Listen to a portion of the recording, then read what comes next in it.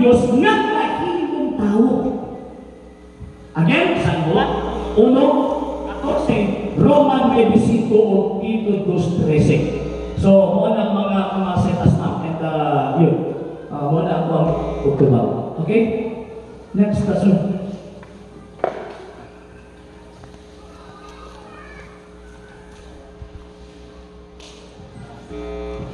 Sa pagpapatana kay ato para sa bansikta anong daw daygon daw sa Maria di kita mga Katoliko man ato ni giday ko katong gitawag ko maghimaya ka Maria o bulahan si Maria sa kay katubagan na bro. Ang akong tawag inutubag ana diya sa pala kasulatan duha minaan kaliwat sa bitin o kaliwat sa babae. Nabasa nato sa Genesis chapter 3 verse 15. Naningon ang Ginoong Diyos pagkahimuon ko na nagkaaway ikaw o ang babae. Kapitin mo ba? Mahimo ka nagkaaway ang imong kaliwa o ang iyang kaliwa. Pagkatamakan sa babae ang ulo sa bitin o ang bitin usab magapaak sa iyang pikon. Sa Biblia, duha lang na kaliwat sa bitin o kaliwat sa babae. Ano ba yung disputan nila? Even ang mga great scholars, mga Bili Katoliko, ito ko sila kanang bitni, kanang seed, kanang kaliwat ang disputan sa Genesis chapter 3, verse 15, refer na ang Ginoong Kristo. So therefore, kung kanang kaliwat ang disputan ng ibabot sa kaliwat sa babae, as kaliwat sa bitin, refer na ang Kristo. So therefore, kanang babaeng disputan, refer na sa mahal na Birheng Maria. Kanang Genesis chapter 3, verse 15. So buti pasabot, kaliwat sa bitin, always kitang mga taki o pili mo hatag o pagtahon sa babae na mao ang mahal na Birheng Maria. Pero man, kay na gusto ko norms na ibala na gusto ko ang tawag ng Biblia concerning sa pag-ina sa mahal na Birheng Maria. Even ganyan ang tagalangit, bigayag sa mahal na Birheng. Kinsa man pinakuha ng bigayag sa mahal na Birheng, mismo ang Diyos pinangami sa akin. Mao sa man, hey, full of grace, maghimaya at puno ka sa grasya.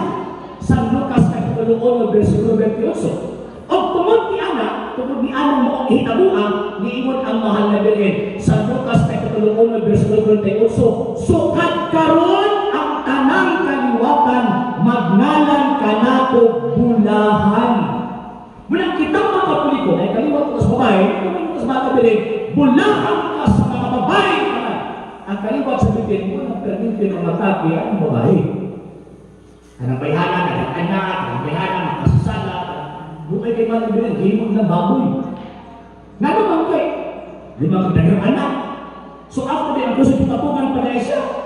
Grabe na po din sa musik. Katuloy ko sa musik. Di pa katuloy ko sa musik. Bungkag sa ang mga Birhen. Nagkada, katuloy ko.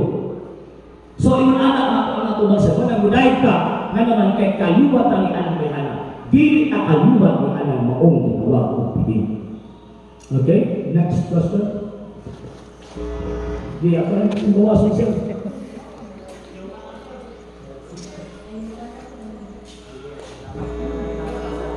Hello.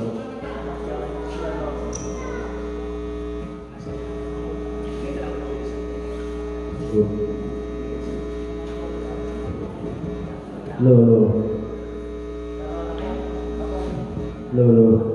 Kung pakutana sa may tumot po namin, nanong kita mga Katoliko, naman tayo mga santos o mga ripulto sulod sa simbahan o bisan sa itong mga balay. Mo ba na mga permiting atake sa mga dili Katoliko? Ang Ginoong Diyos Manggod, pagpadayag sa iyang galingon, hilig din ang gamit ng mga simbolo. Bisa ka naglitan kasi kung igamit na nagpadayag sa iyang presensya. Sa Old Testament, sa dihang tawag ining niabot ka itong mga piste, itong mga bitin, mga aksila, pagpadayag sa taong sa Diyos o presensya sa Diyos, ingon ang Diyos paghimo o narawan sa bitin na umaga. Numeros kapitulo 21, versikulo 7-8. So, igamit sa tributo. Karon, ikadua, katong taon na naman ay salita na siyang pagkagyo from the slavery of Egypt, niadto sa sayutang kisaan, para pagpadayag na ang presensya sa Diyos, nagpahimo o narawan ang Diyos. Exodus kapitulo kapitulo 25, versikulo 11 sa 22, nga niingon ang Diyos, diha sa kaliwala ni inyong duha girubin, mga larawana, diha ako makitagbok ninyo kung ang akong subok ihatag ko kaninyo. So, sa Old Testament pa lang, normal o tradisyonal sa mga Hudyo ang paggamit ng mga ributo isip pagpadayag sa presensya sa Diyos. Kay bisang gamit ang templo sa Diyos kay ato na ay mga ributo o mga larawan sa mga ikurubin o mga anghel o gidibuo sa gidikurensya sa gituong templo gikan sa bakalan hangtod dito sa ato. Gibuhagan ang tawag ini mga ributo. Mao nang tinuod ng mga templo sa Diyos kay ato. So ang Santa Iglesia Katolika Apostolika Romana kay usaman siya ka Judeo-Christian religion iya nang naawa o gipalalong pa niya ang moral o teolohiya sa isulti sa mga kasulatan concerning sa paghibo o mga imahen sa mga balaang mga butang o balaang mga binuhat. Sa Old Testament kay ang sinihiro sa Diyos mauman kining maong tawag kining mga anghel manang anghel ang gibutang sa templo. Sa Bagong Testamento na ay sinihiro ang Diyos mga tao, particularly ang mga apostoles. Pagkahuman anak na naapay ang mga misunod sa mga apostoles kadiin namatay mga bayani sa tapo. So kung anong gibuhatan o gibuto nga naman, hilig sa iyo ang pagbuhat o gibuto provided na dili nato tagaan o sinayot ng pagsabot. Anak himo na itong Diyos ng mga butanga.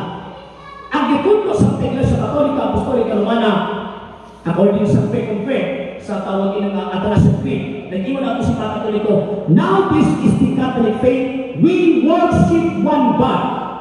Hindi mo lang simbang Katolika, kinimao ang pagtuong Katoliko, nagasimpa naman kita o usa lamang ka Diyos. So therefore, wala tayong mga Diyos-Diyos. Nga naman, usa naman kayo sa atong gituan. O mag-ampa mo sa langit yung puta, sa langit yung puta, amahanamo, anak, kasalit. Di pa mo yung amahanamo, nipilit ka alang ributo. Kaya para makahimbawal na. Dili pwede.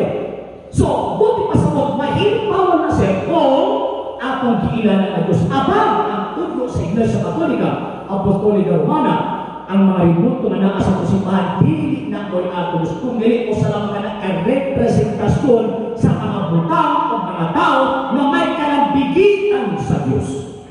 So mga lang nagbatong tanianan ng mga butanga. O niya, ikatulong, according sa mga kasulatan, pamaagi po na sa paghinungdong. Hebrews chapter 13 verse 7. Ang naging ng mga kasulatan. So, atong hinungdong na mga santos na iapto, tungkol sa ilang mapayanihang bigibuhan. Wala magsirisan ba? Tawag ka na sirisan. Namatay sirisan. O kasawa ka na namatay sirisan. Hindi mo ba sirisan na, mamatay ko, buhatay ng ribunto, buhatay mo na sa kasa. Gusto ko ba sirisan? Na-direct yung sirisan, hindi mo sirisan. Kung mamatay ko, buhatay ko ng ribunto. Wala eh. Pero anong gibuhatan ng ribunto sa gobyerno? Nga naman, kahit pag-atag ka ng pasitungog sa iyang mabayanihong gibuhan samtang siya buhay pa.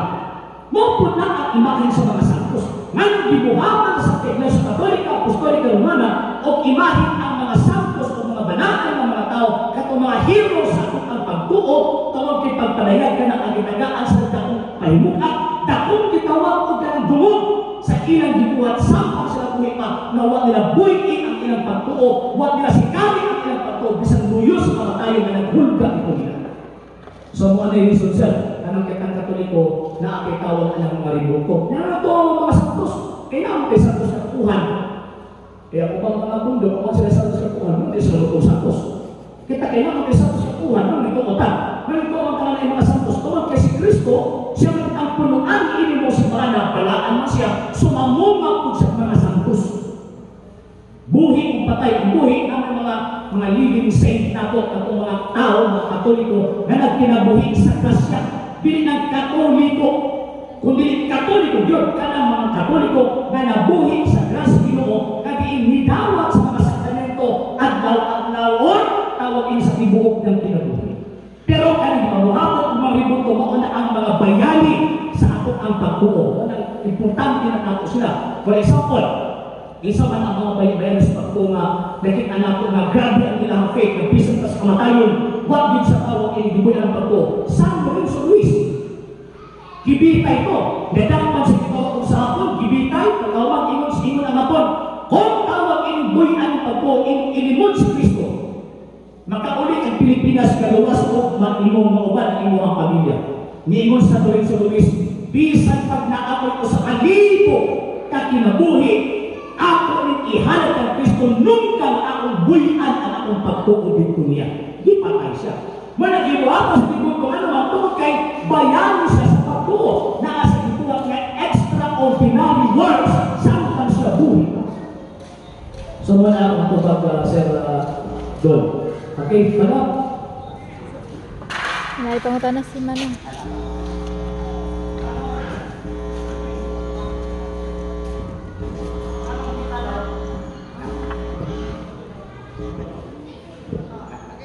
No, meron kita daw mga katoliko, kung mag-ampo ka, kung palaban daw pagsampos, pwede ka mo diretsyon. Sige na o. Minut-minut mo rin ang tuwa mo, tinapin mga bakir ba, kumbaga. Ngayon, tapos barangay dito, dito pa ang mga kapitan, bakit mag-escape? Diba ba? Dito ka mga kapitan, atin mga tawag din sa kawan, ay protocol ba, kumbaga. Huwag po nasa okay. Ako rin po rin pang direksyon. Kung na ay mga panahon, daghang mga panahon na nag-ampo ka na ay direksyon pag-ampo. Kung saan ang pag-ampo pagsimpa, sangkos ang misa. Kaya ang misa, pagsimpa, pag-ampo ka na direkta sa Diyos, hindi na ka mga sangkos. Pero, in terms of individual prayer, kanang ang tinag sa taksa, sa mga balay na to, na mag-ampo ka, ganun mga di mo kay sangkos kay, di pa makasudungun ta niya. Nga naman, sa Juan Kapitulo 9, versikulo 31, nag-iwan si Kristo, dili mamati ang Diyos sa mga taong makasasala. Wala nga, duda kung dungkol ba ko niya. Nga naman, makasasala ko. Wala makita kong bakit. Kisa kung bakit gusto ko sa balang kasulatan. St. James chapter 5, verse 14 hanggang 17. Ingon pa ni Sino Santiago, dakong mahinungdan ang pag-ampog sa mga santos. Nga naman, Malakias 2:7, kaya ang ilang pagtuo, ang ilang pag-ampo, tungkol sa Diyos, sa Panginoon. Hope chapter 41, verse 7 to 8. Kasi hindi mo sa balang kasulatan. Nag-ampo kung tuloy na tao sa Diyos. Hindi mo ang Diyos, hindi ko mati ninyo, agto ako. Kaya ang iyang halat, ang iyang tawag ininyo, iyang pag-ampo, ang ako ang dawat at ako ang susunod. So, kanang intercessory prayers, dahil nasa Old Testament pa, even sa Moses, nag-ampo sa Diyos para sa ilang tawag ini mga higala, para sa ilang katawan.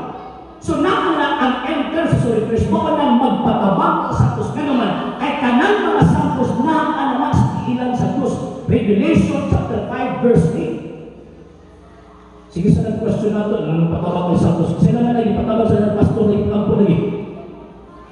Tapos sila sa inyo na, kaya patabang mo sa mga santos, dapat yung patabang. Kaya mga patabang mo sa mga pastor. Ay, may mga kalagay sa Diyos. Ay, ako mga santos, sigurado, yun ang perfect sila. Doon ko na sila sa Diyos.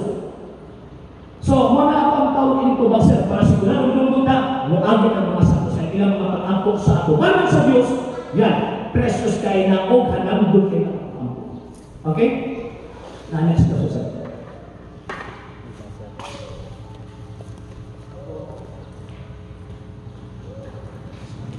Hello, sir. Ako ang next question, mahitungod po namin nga mga Katoliko, mag-sign of a cross man din. Kaning mga Protestante, kaning biling Katoliko, mahadlok man sila mga oros, kaya sa lautan man lang yung pagpang-oros.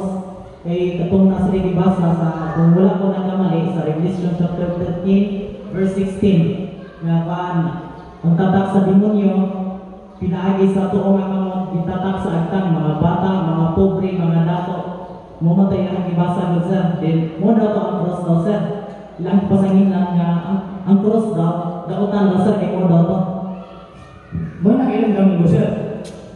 Mana nga, pwede ba ko ka, di pala siya mga ata, kadang tawag ini, kadang ito magdambong na nagmata. At ito nga, no, kanang Revelation chapter 13, verse 16 to 18, wala na nag-refer sa sign of the cross. Nag-refer na sa timaan sa kitawag o emperador. Kaya kada kapanahon ang mapintas ng mananap na dipunting ni San Juan, refer na ang Emperor Nero o Emperor Trajan. Kung ako tawag nyo masyagan, doon ang mananap na sa Gipadayan Kapitulo 13. So kanang ino din na matimaan na itatak sa aktang refer na dito sa ilang pag-ilang o pagtuos sa Emperor. Kaya kani ato, pag di ka mo to si emperador, patsyon ka. Kung namakasya ka ni ato, sa 1st century AD, mamatyon sila, pag di sila mo to, umusod din sa emperador, o musimba siya bibuto. Dili na ang pagpamuros. Ganun, ang pagpamuros, sumanak pa sa Pablo, Galacia, kapitulo 6, verso 14, yung pa sa Pablo, wala ako'y laing ipasigarbo gawas sa krus sa atong Ginoong Jesucristo. Kung ang krus inaampas ang pintas ng mga naman, hindi pasigarbo na sa Pablo. Sumanak agad sa Pablo, 1 Corinthians chapter 1, verse 18. Inong pala sa Pablo, ang krus kahong sa Diyos. Kung di ka magawag ng Kristo, Filipos chapter 3, verse 18, ikaw kaaway sa krus ni Kristo. Wala ang mga Katoliko na maros, na naman kay number 1, kita mga Kristiyanos. Na naman, cross is a symbol of Christianity. Wala mga maros ko, na naman kay ang kilit cross, timaan sa mga Kristiyanos. Pag di ka mamuros, especially Muslim ka o Tagalog ka, kung tawag yun, hindi ka makakawala ng mga Muslim, di ba? Hindi ka mamuros. Nga naman, kahit pa sila magtuong cross, kahit pa sila Kristiyanos. Kita mamuros na, nga naman, tumag kay Kristiyanos na.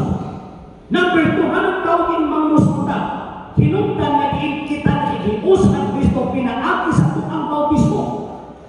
Genesis chapter 3, verse 27, nahiusa kita ang Kristo. Atong ang i-profess na atong ang pagkatao, ang atong ang kalang nahiusa ang Kristo.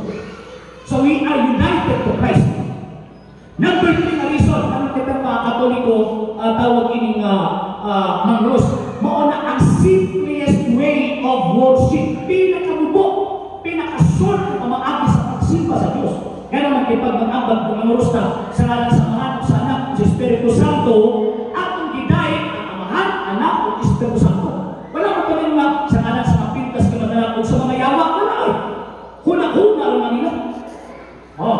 So, ang atong gidayeg, pag mangros na ang Amahan, Anak, o Espiritu Santo. Gawas, panakina mo na una na binon na ng Amahan, Anak, o Espiritu Santo. So, mga na ikatulong reason. Ika-apat na reason, anong kita mga Katoliko, tawag ini mangros na, o kipagpadayag na aking atong talag na ay tag-iya o ang tag-iyang anak kapto nagbitay sa Diyos. Katong yun naman yung Galatians chapter 3, verse 27, pinaagi sa atong ang itawag ng dunya. Number 5, profession sa atong ang pagtuong Katoliko. Walang mangros na atong ang i-profess ang chief doctrine sa simbahan Katolika. O sa mana, nituotang sa Santisima Trinidad, Amahan, Anak, o Espiritu Santo. And lastly, mayroong tawag yung mga oras na tungkol sa hinundan na diin na nangayong ka sa panalipod sa Diyos. Ang inikay pa sa itawag ng mga kalautan. Manang mga oras na kay Apos mauna ang armas, mauna ang tawag ini na weapon against sa yawa. Wala tanawa pag mga oras pa, kahit yung mga suko. Yung mga naman kay, ipangagat na sa yawa ng mga kawana. Delikado na. Diba? So, muna akong tupag na Sir Wilson. Sige sa ako nung para sa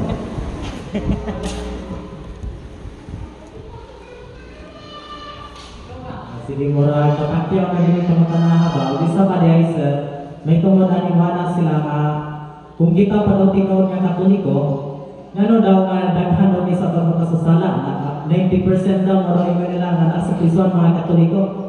O ngano daw iwanan ang kita itingawin, muna na sir. ang sa kapunuan sa kahoy, o sa kapunuan sa mangga, di kinabalikayan na daghang mga laya ng nahog. Pero kanang mga laya hindi nila mahitabo ang utumini sa tawag ng mga berte ng mga dahon ni anang mga punuan na. Mo po na Pilipinas, kay majority ng Katoliko, nabot ang 89 million Catholics, wala rin 1% ng mga Katoliko na aspusunan.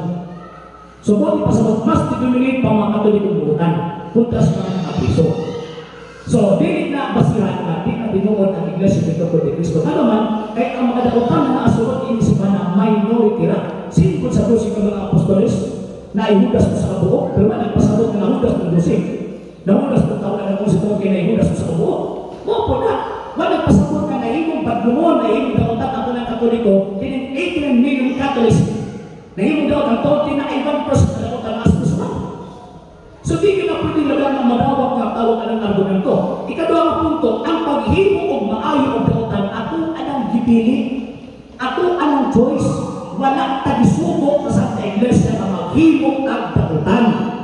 Nga naman kaya atong ang meaning, ang atong ang kabubuton, isugo ka na masubit ka sa Pinoong Diyos, mabuhay.